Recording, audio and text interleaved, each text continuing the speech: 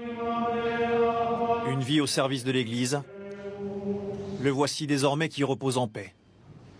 Ce matin, le Vatican partage les premières images du corps du pape François dans son cercueil en bois, épuré.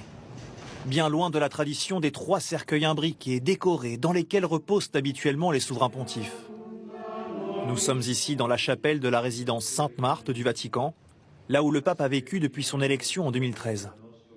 Nathalie Bécard, la première femme nommée par le pape François à un haut poste de responsabilité au sein de l'Église, fait partie des rares à avoir déjà pu se recueillir auprès du défunt. Ce qui m'a particulièrement touchée dans ma prière aussi, c'est cette humanité du pape et qui a aussi fait voir cette humanité de l'Église.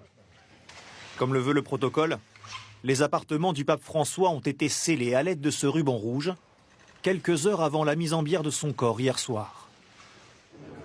Avant que débute le conclave dans 2 semaines environ, les cardinaux accueillis comme des hommes politiques se sont rassemblés ce matin pour définir le programme des prochains jours. Le plus important en ce moment, c'est de continuer à prier. À 9 h demain, le cercueil du pape sera exposé dans la basilique Saint-Pierre, où les fidèles pourront se recueillir avant les obsèques prévues samedi matin.